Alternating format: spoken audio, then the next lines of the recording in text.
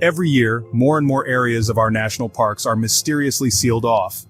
At first glance, you'd think it's for conservation or some research project, right? But what if I told you that's not the case? Park officials have started speaking up, revealing chilling accounts of the inexplicable and downright eerie events that take place within these hidden corners. What's out there is far stranger than you think, and tonight, we're diving right into it. It was the summer of 2019 when Daniel, a veteran park ranger with over a decade of experience, encountered something that shattered everything he thought he knew about the wilderness. Let me ask you this. Have you ever heard a sound so unnatural it made your skin crawl?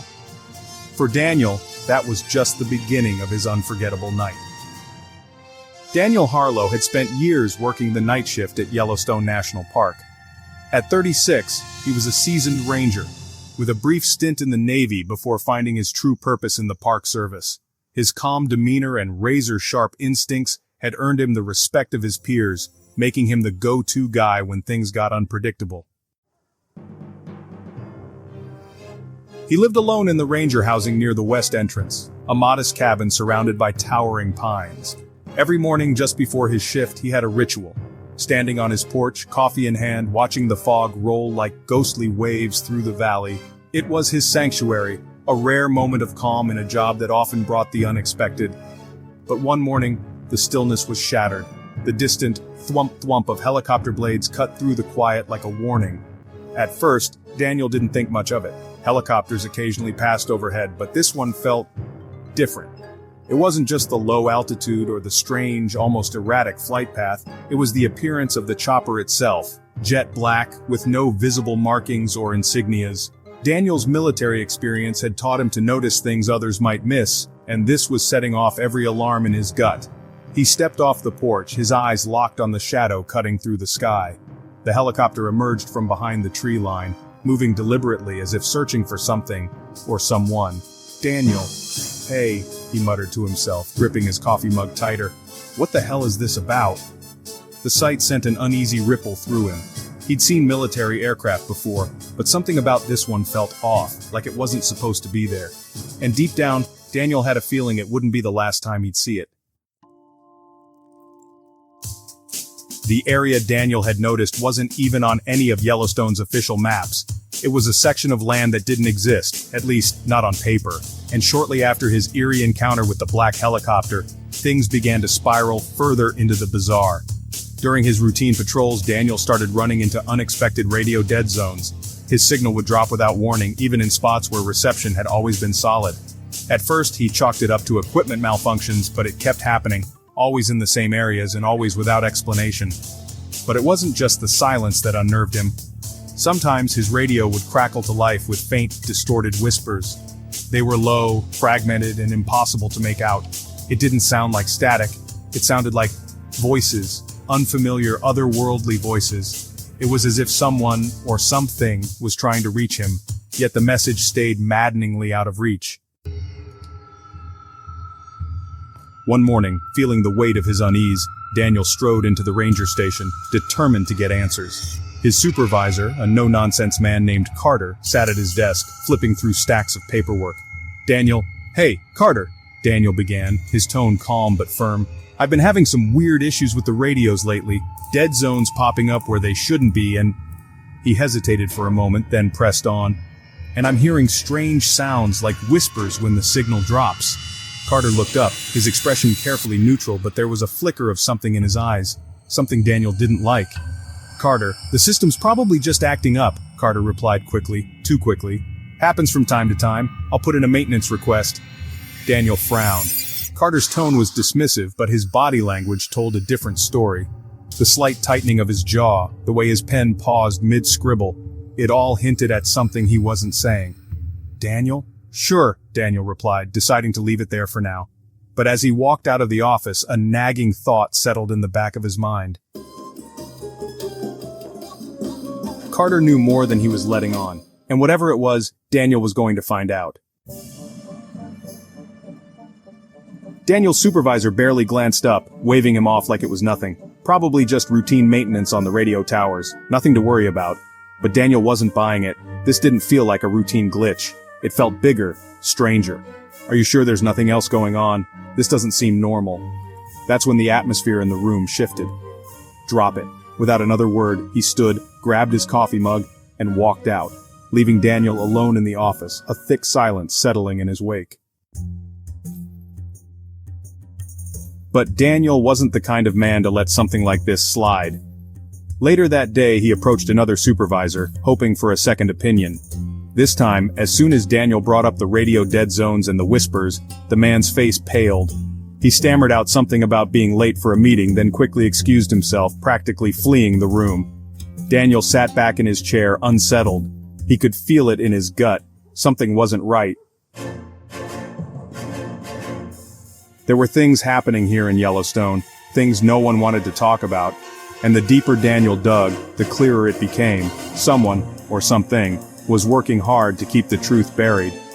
One evening, while going through his patrol logs, Daniel noticed something that made his heart race. Every radio dead zone he documented was disturbingly close to the newly established restricted areas. It wasn't just coincidence anymore.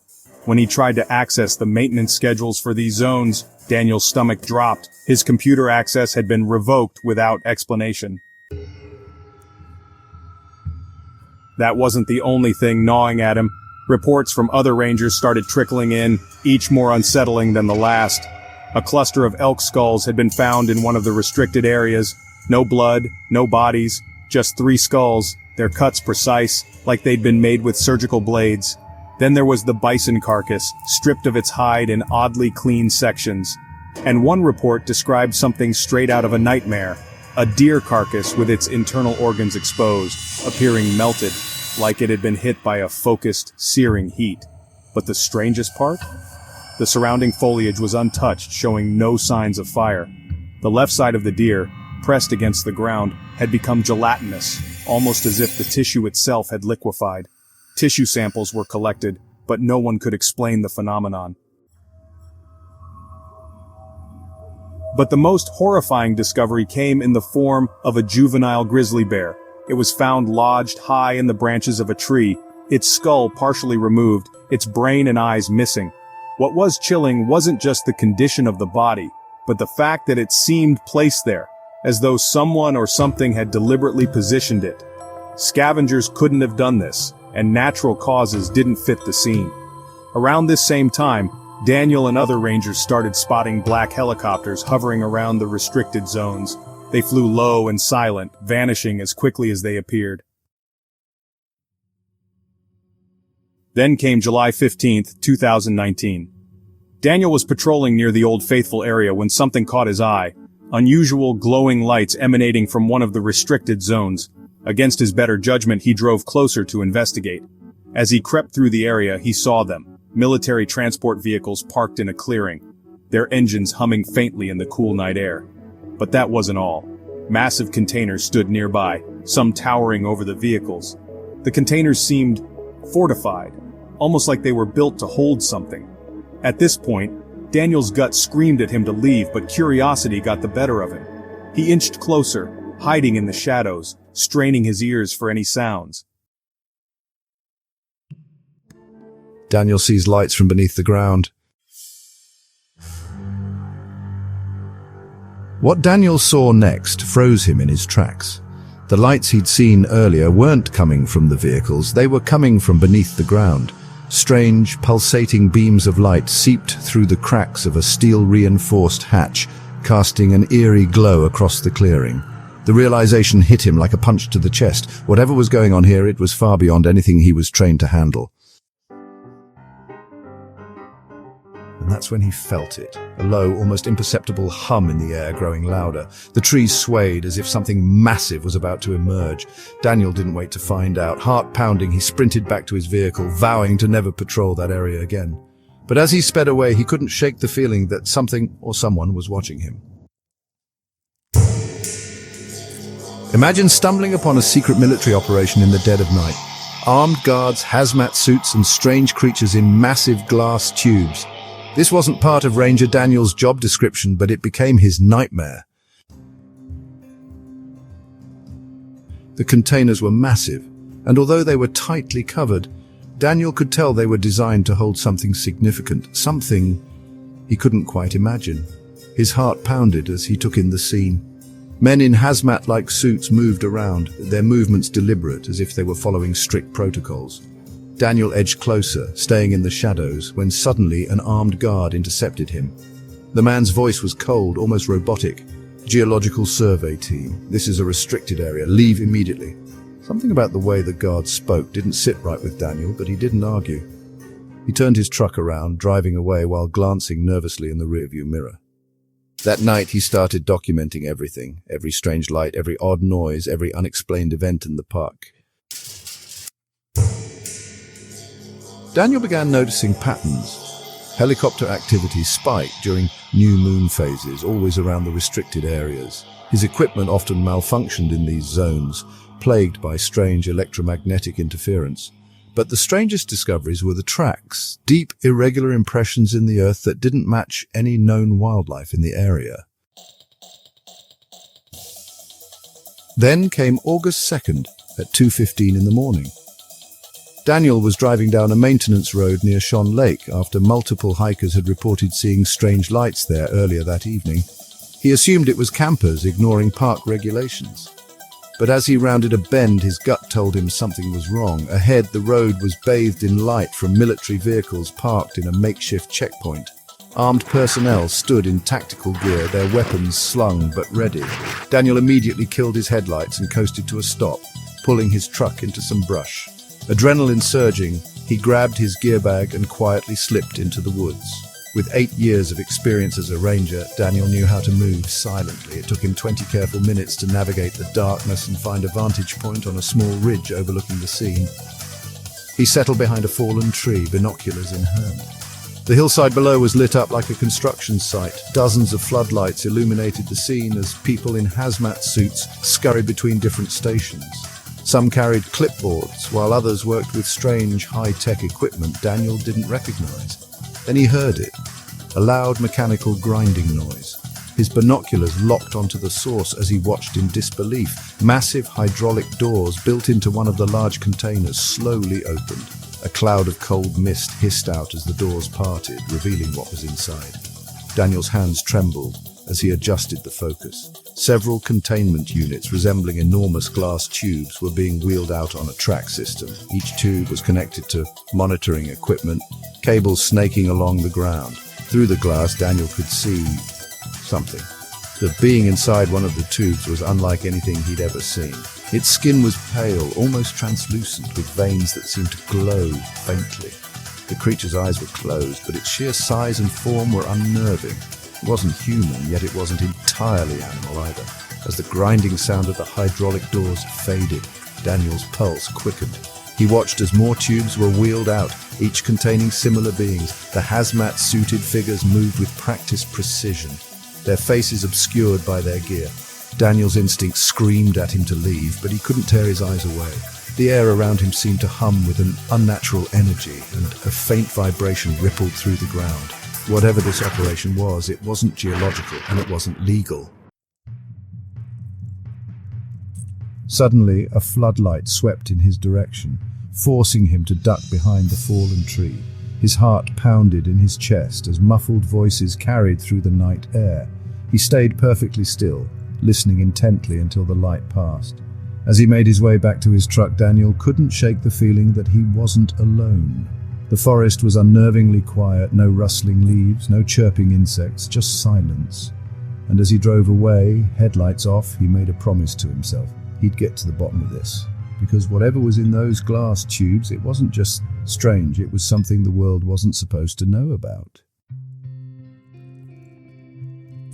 The creature stepped out of the container, its towering frame easily 7 or 8 feet tall. Its pale, translucent skin glistened under the strange bluish light that seemed to emanate from the containers themselves. The being moved in jerky, unnatural motions, almost as if it didn't fully understand how to use its limbs. Daniel watched in horror as the armed personnel surrounding the creature worked with robotic precision, their movements methodical and calculated. They handled the being carefully, as though it was both fragile and extremely dangerous. The entire scene felt like something out of a nightmare. Then, out of nowhere, a crushing wave of nausea hit Daniel like a truck. It was as if his body was rejecting the very presence of whatever he was seeing. His head throbbed violently, each pulse like a hammer driving a nail deeper into his skull. Panic set in. Instinctively, Daniel reached for his radio to call for backup, but all he got was static. His GPS unit was no better. It displayed nothing but scrambled gibberish. Fighting through the blinding pain, he grabbed his phone, desperate to capture proof of what he was seeing. But each time he tried to focus on the containment units, the camera glitched out, rendering his efforts useless. That was the breaking point. Heart pounding, Daniel fled the scene, stumbling through the woods until he reached his truck. He didn't stop driving until he was miles away, his mind racing with questions he couldn't answer. The aftermath was brutal. For the next few days, Daniel was violently ill. He spent hours hunched over his toilet, reliving the horrors of that night in vivid flashes. He called in sick for the first time in his career, something he had never done before. When he finally returned to work, everything felt off. Military vehicles now occupied administrative areas of the park, and men in tactical gear patrolled the restricted zones. Though tourists and hikers carried on as if nothing had changed, Daniel knew better. Certain areas of the park were suddenly off limits due to supposed geological instability. But Daniel couldn't ignore the strange correlation. Months before, several UFO sightings had been reported in the very same areas now under lockdown. Videos submitted by a fellow park employee, Sean, showed strange lights hovering over the caldera area. The footage documented 4 different types of unidentified craft over the span of just 1 month. Even stranger, Daniel realized the dates of these sightings perfectly matched the times he'd noticed black helicopters and unmarked vehicles prowling the park. And then there were the lunar phases. Activity always seemed to spike during new moons. Things got even weirder when 4 of Daniel's fellow rangers were abruptly transferred to other parks without warning. When Daniel asked his supervisor about it, he was met with a dismissive response. Routine staffing adjustments. The eerie reports from tourists and hikers only added to the growing sense of dread. Several visitors described hearing low, humming noises that left them nauseated and disoriented. Others reported surreal experiences like the sky briefly turning dark in the middle of the day, as if an eclipse had occurred, but no one else seemed to notice. Even more chilling were the accounts of missing time. Hikers would describe hours vanishing from their memories with no explanation, their watches and phones frozen at the time they'd entered certain areas. Some claimed to see strange lights darting across the sky, while others spotted crafts hovering silently in the distance. Whatever was happening in the park, it wasn't just strange, it was unexplainable. And Daniel was starting to realize that the truth might be far more dangerous than he ever imagined. Imagine finding something so unnatural in the middle of the wilderness that your entire body screams, "Run!" Brendan did, and what he discovered has haunted him ever since. Brendan's encounter with the black box was something he never expected. As a seasoned park ranger, he had seen many strange things, but this was different. The reports he'd dismissed as pranks about a mysterious black box now stood in stark, undeniable reality before him. It was massive, matte black, and eerily out of place among the lush green pines and ferns. Its surface reflected no light, giving it an almost otherworldly quality. Brendan hesitated as he approached the clearing. The object was easily 8 feet tall and 6 feet wide, perfectly rectangular, like a shipping container stripped of all its practical features. No doors, no hinges, no vents, just smooth, dark surfaces that seemed to absorb the very air around it. The closer Brendan got, the heavier the atmosphere became.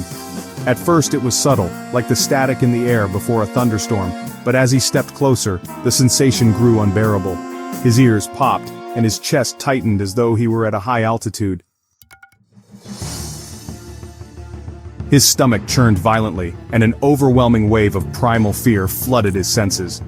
Every instinct screamed at him to leave. Brendan took another cautious step forward, now just 10 feet away. The air felt thick, almost viscous, as though he were moving through a force field.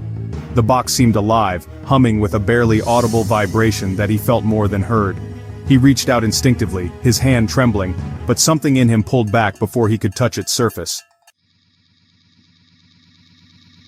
Suddenly, his radio crackled to life, snapping him out of his trance. He fumbled to call his supervisor, barely able to describe the scene as his voice trembled. "Brendan, I found it. The box. It's here. It's real." His supervisor didn't ask for details. Instead, his tone was sharp, almost panicked. "Supervisor, Brendan, leave now. Get back to the station immediately. Do not approach it further, and do not speak to anyone about this." The abruptness of the response shook Brendan. His supervisor was usually calm, even in emergencies. This was different. There was urgency, even fear in his voice. Brendan didn't argue. He backed away slowly, his pulse pounding in his ears. The sensation of dread lessened with each step he took, but the nausea lingered until he was well out of the clearing. Back at the station, the questions burned in Brendan's mind. What was the box? Why was it there? And why had his supervisor reacted so strongly? But when he tried to bring it up again, he was met with icy stares and vague reassurances. That night, Brendan couldn't sleep. His mind replayed the scene in the clearing over and over. The static in the air, the unnatural heaviness, and the way the box seemed to emanate an unexplainable energy. He felt certain this wasn't just some prank or strange art installation. The next morning, the area around the trail was abruptly closed off to the public. Signs went up citing geological instability, but Brendan knew better.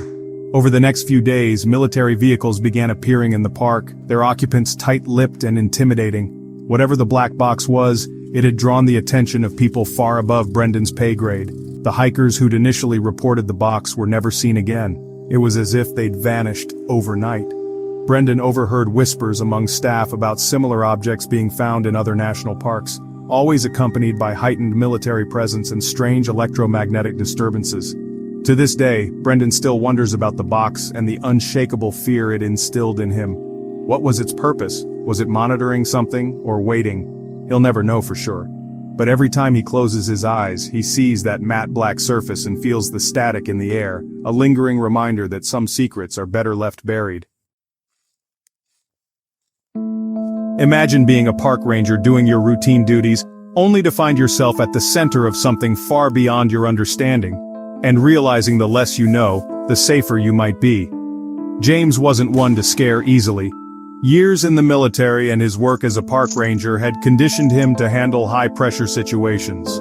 But nothing could prepare him for the strange and unexplainable events he found himself caught in one summer at Yellowstone National Park. It all started with reports of mysterious occurrences, radio dead zones, strange lights in the sky, and sightings of massive black cubes in remote areas of the park. Like his colleague Brendan, James had dismissed these rumors as local folklore or exaggerations. But when he ventured into restricted areas one evening, everything changed. Imagine being a park ranger doing your routine duties, only to find yourself at the center of something far beyond your understanding, and realizing the less you know, the safer you might be. James wasn't one to scare easily. Years in the military and his work as a park ranger had conditioned him to handle high-pressure situations. But nothing could prepare him for the strange and unexplainable events he found himself caught in one summer at Yellowstone National Park. It all started with reports of mysterious occurrences, radio dead zones, strange lights in the sky, and sightings of massive black cubes in remote areas of the park. Like his colleague Brendan, James had dismissed these rumors as local folklore or exaggerations. But when he ventured into restricted areas one evening, everything changed.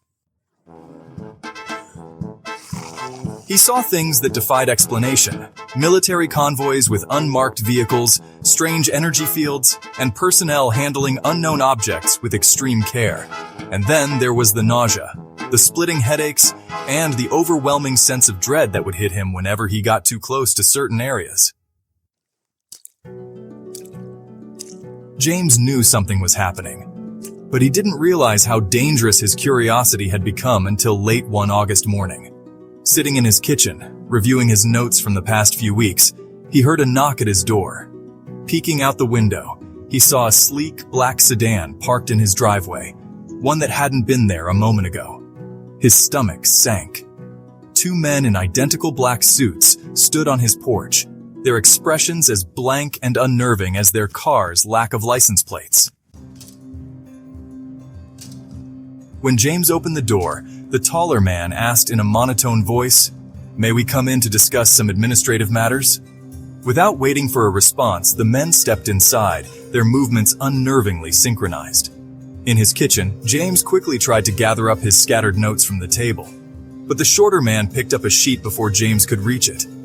The taller man remained motionless, staring at James with unblinking eyes. The questions began, mechanical, precise, and unsettling. Have you entered any restricted areas? Have you witnessed anything unusual? Have you spoken to anyone about your concerns? The shorter man's tone was calm but chilling, as though he already knew the answers. James stumbled over his words, unsure of how much to admit. Finally, the taller man broke his silence. We've reviewed your military service record. Impressive. It would be a shame if a promising career were cut short.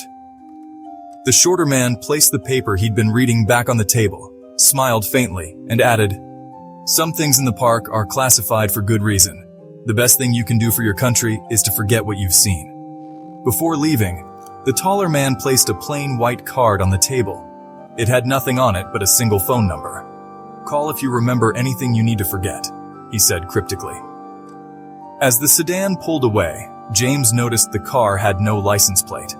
He returned to the kitchen to find the paper the shorter man had been reading was missing. After that day, James's life changed dramatically. He withdrew from friends and family, becoming reclusive and paranoid. He stopped documenting the strange occurrences in the park, fearing the consequences of being discovered again. But the strange events continued around him. Tourists and staff reported bizarre anomalies, sudden eclipse-like moments where day turned to night for seconds, unexplained humming noises that left people nauseous, and sightings of glowing crafts in the sky. Entire sections of the park were abruptly closed off, with vague explanations about ecological studies or geological instability. James knew the truth was much darker. The whispers of classified operations, military involvement, and strange artifacts went back decades, but he no longer wanted to know. Whatever was happening in Yellowstone, it was clear to him that asking questions was a dangerous game. Even now, years later, James wonders if he's still being watched. That blank business card sits in a drawer, untouched but unforgettable. A haunting reminder of a mystery he'll never dare to solve. The deeper we dive into the mysteries of Yellowstone, the more questions arise. From unexplained military operations and strange sightings to eerie encounters dating back decades, one thing is certain: there's more to this national park than meets the eye. James's decision to step away from his investigations and his life of solitude in the Pacific Northwest begs the question: what secrets are so dangerous they must be hidden at all costs? Is Yellowstone simply a beautiful natural wonder, or could it also be a containment zone for something far beyond our understanding? What do you think? Is it all just coincidence, or is there a much larger and more sinister truth lurking beneath the surface?